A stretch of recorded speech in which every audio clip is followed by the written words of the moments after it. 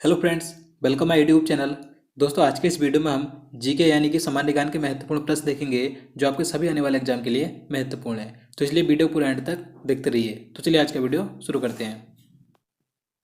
तो यहाँ पर आज का पहला क्वेश्चन है, निम्नलिखित में से कौन सा किला अकबर ने नहीं बनवाया था। तो देखिए, अगर आपको पहले से किसी क्वेश्चन का आंसर पता है तो आप नीचे कमेंट बॉक्स में बता सकते हैं। तो इसका आंसर ऑप्शन हो जाएगा ग्वालियर का किला।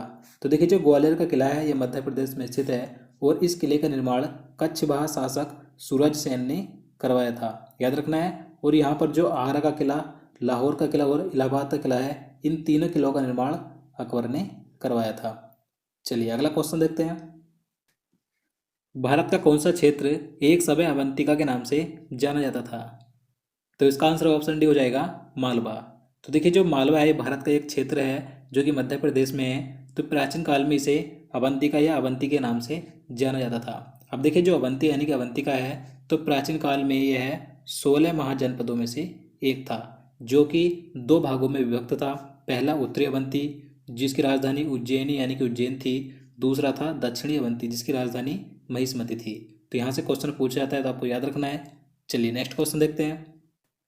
क्वेश्चन नंबर 3 है, गौतम बुद्ध ने महापरिनिर्वाण कहाँ लिया था। तो इसका आंसर ऑप्शन भी हो जाएगा कुशीनगर में। तो देखिए, जब भगवान बुद्ध की मृत्यु हुई थी तो उसे महापरिनिर्वाण कहा गया था। तो देखिए, इनकी मृत्यु कहाँ पर हुई थी तो उत्तर प्रदेश के कुशीनगर में हुई थी 483 ईस्वी पूर्व में। और इनका जन्म हुआ था 563 ईस्वी पूर्व में लुम्बिनी नेपाल में, याद रखना है। मानव के दुखों के अंत के लिए अष्टांगिक मार्ग पथ का प्रतिपादन किसने किया था। तो इसका आंसर ऑप्शन भी हो जाएगा गौतम बुद्ध ने। तो देखिए, अष्टांगिक मार्ग दुखों से मुक्ति पाने एवं तथ्य ज्ञान के साधन के रूप में बताया गया था जिसका प्रतिपादन किया था भगवान गौतम बुद्ध ने, याद रखना है। चलिए आगे देखते हैं। त्रिपिटक किसका धार्मिक ग्रंथ है। तो इसका आंसर क्या हो जाएगा ऑप्शन सी हो जाएगा बौद्धों का। तो देखिए, त्रिपिटक ये बौद्ध धर्म का प्राचीनतम धार्मिक ग्रंथ है जिसे सभी बौद्ध संप्रदाय मानते हैं। देखिए, यह ग्रंथ पाली भाषा में लिखा है और यह विभिन्न भाषाओं में अनुवादित है जिसमें बुद्ध के उपदेश संग्रहित हैं, याद रखना है। त्रिपिटक ये बौद्ध धर्म का धार्मिक ग्रंथ है। चलिए आगे देखते हैं। सेल्यूकस निकेटर किसके द्वारा पराजित किया गया था। तो देखिए, इस क्वेश्चन में बताना है कि सेल्यूकस निकेटर को किसने हराया था, किसने पराजित किया था। तो इसका आंसर ऑप्शन हो जाएगा चंद्रगुप्त मौर्य के द्वारा। देखिए, सेल्यूकस निकेटर सिकंदर का सेनापति था जो सिकंदर की मृत्यु के बाद बेबीलोन का शासक बना था और यह सिकंदर की ही तरह भारत को जीतना चाहता था। लेकिन मौर्य वंश के संस्थापक चंद्रगुप्त मौर्य ने इसे पराजित कर दिया था, यानी कि इसे हरा दिया था। देखिए, सेल्यूकस निकेटर ने ही मेगास्थनीज को राजदूत बनाकर चंद्रगुप्त मौर्य के दरबार में भेजा था। तो आपको सारे पॉइंट याद रखने हैं। चलिए नेक्स्ट क्वेश्चन देखते हैं। तो अगला क्वेश्चन है, किस नदी के निकट ऋग्वेद सभ्यताएं सबसे अधिक स्थित थी।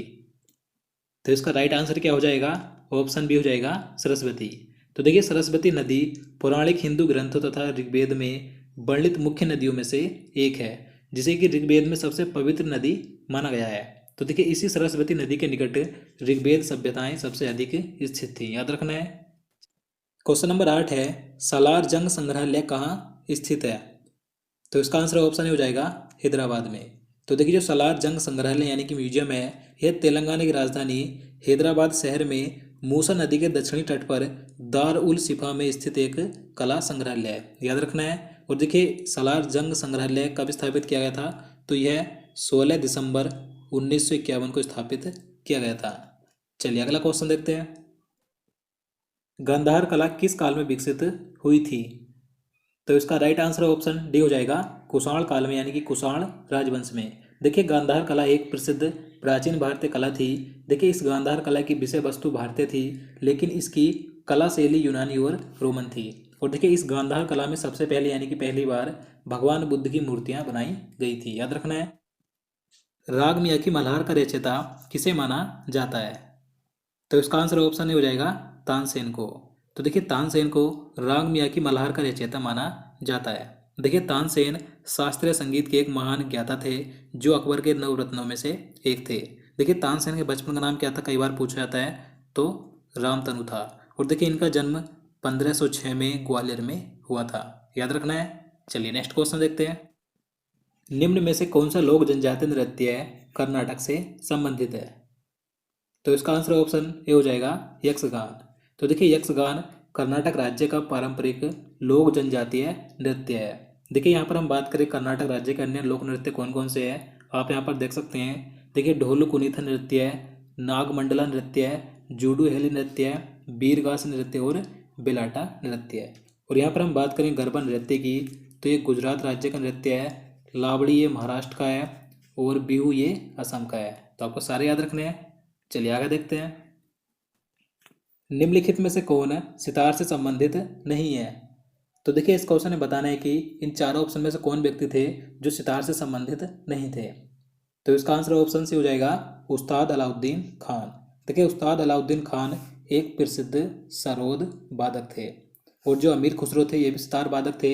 इन्हें सितार का आविष्कारक भी माना जाता है। रविशंकर भी सितार वादक थे और विलायत अली खान भी सितार वादक थे। चलिए अगला क्वेश्चन देखते हैं। भारतीय संगीत के महान संगीतज्ञ उस्ताद बिस्मिल्लाह खान का संबंध किससे है। तो देखिए मोस्ट इंपॉर्टेंट प्रश्न है। तो इसका आंसर ऑप्शन ए हो जाएगा शहनाई से। तो देखिए उस्ताद बिस्मिल्लाह खान ये भारत के प्रख्यात शहनाई वादक थे। देखिए इनका जन्म डुमराव बिहार में हुआ था और देखिए इन्हें वर्ष सन 2001 में भारत का सर्वोच्च नागरिक सम्मान भारत रत्न मिला था। इसके अलावा इन्हें कई पुरस्कार सम्मान मिले थे जैसे कि पद्मश्री, पद्म विभूषण और पद्म भूषण। तो आपको याद रखना है। चलिए आगे देखते हैं। भारत के राष्ट्रीय कैलेंडर का पहला मास कौन सा है। तो इसका आंसर ऑप्शन डी हो जाएगा चैत्र यानी कि चैत। तो देखिए जो भारत का राष्ट्रीय पंचांग है यानी कि भारत का राष्ट्रीय कैलेंडर है तो इसका पहला महीना होता है चैत्र का यानी कि चैत का और अंतिम महीना होता है फाल्गुन यानी कि फागुन का। अब देखिए मैं आपको बता दूं कि भारत का राष्ट्रीय कैलेंडर यह शक संवत पर आधारित है। तो ये क्वेश्चन कई बार पूछा जाता है और देखिए इसे ग्रेगियन कैलेंडर के साथ साथ 22 मार्च 1957 को अपनाया गया था। देखिए इसमें महीनों के दिनों की संख्या चंद्रमा की कला घटने या बढ़ने के अनुसार निर्धारित होती है। और देखिए यहाँ पर जो पहला महीना होता है चैत्र का तो एक चैत्र कब होता है तो 22 मार्च को होता है। अगर लीप वर्ष हो तो एक चैत्र होता है 21 मार्च को। याद रखना है। चलिए आगे देखते हैं। क्वेश्चन नंबर 15 है विक्रमशिला विश्वविद्यालय की स्थापना किसने की थी। तो इसका राइट आंसर क्या हो जाएगा ऑप्शन डी हो जाएगा धर्मपाल ने। तो देखिए धर्मपाल यह पाल वंश का राजा था जिसने कि विक्रमशिला विश्वविद्यालय की स्थापना की थी। और देखिए कुमारगुप्त गुप्त वंश का शासक था जिसने कि नालंदा विश्वविद्यालय की स्थापना की थी। तो आपको दोनों याद रखने हैं। निम्न में से किसे प्राचीन समय में कामरूप नाम से जाना जाता था। तो इसका आंसर ऑप्शन हो जाएगा असम को। तो देखिए असम को प्राचीन समय में कामरूप के नाम से जाना जाता था। देखिए कामरूप इस समय वर्तमान में असम राज्य का एक जिला है। तो आपको याद रखना है। देखिए असम राज्य का गठन कब हुआ था तो 26 जनवरी 1960 को हुआ था। राजधानी दिसपुर है और राजभाषा है असमिया। और देखिए असम में विधानसभा सीटें कितनी हैं तो 126 हैं, लोकसभा सीटें 14 हैं और राज्यसभा सीटें 7 हैं। याद रखना है। चलिए आगे देखते हैं। आगरा नगर की स्थापना निम्नलिखित में से किसके द्वारा की गई थी। तो इसका आंसर ऑप्शन डी हो जाएगा सिकंदर लोदी ने। तो देखिए लोदी वंश के शासक सिकंदर लोदी ने 1504 में आगरा की स्थापना यानी कि आगरा को बसाया था। और देखिए सिकंदर लोदी ने भूमि के लिए एक प्रमाणिक पैमाना गज सिकंदरी का भी प्रचलन किया था जो कि 30 इंच का था। याद रखना है। चलिए नेक्स्ट क्वेश्चन देखते हैं। क्वेश्चन नंबर 18 है वर्ष 1853 में रेल लाइन बिछाकर बम्बई को किस शहर से जोड़ा गया था। तो देखिए मोस्ट इंपोर्टेंट प्रश्न है। तो इसका आंसर ऑप्शन नहीं हो जाएगा ठाणे को। तो देखिए भारत में सर्वप्रथम अंग्रेजों ने पहली ट्रेन कब चलाई थी तो आपको याद रखना है 16 अप्रैल 1853 को चलाई थी मुंबई से ठाणे के बीच और ये लगभग 34 से 35 किलोमीटर की दूरी पर चली थी। याद रखना है। और देखिए उस समय भारत का गवर्नर जनरल कौन था तो लॉर्ड डलहौजी था। चलिए अगला क्वेश्चन देखते हैं। टीपू सुल्तान को कहाँ के शेर के रूप में जाना जाता था। तो इसका राइट आंसर ऑप्शन ए हो जाएगा मैसूर। तो देखिए टीपू सुल्तान मैसूर का एक योग्य शासक और योद्धा था जिसकी वीरता से प्रभावित होकर इसके पिता हैदर अली ने इसे शेर ए मैसूर की उपाधि दी थी। तो आपको याद रखना है कि मैसूर का शेर किसे कहा जाता था टीपू सुल्तान को। टीपू सुल्तान ने कौन से एंग्लो मैसूर युद्ध में अपने प्राण त्यागे थे।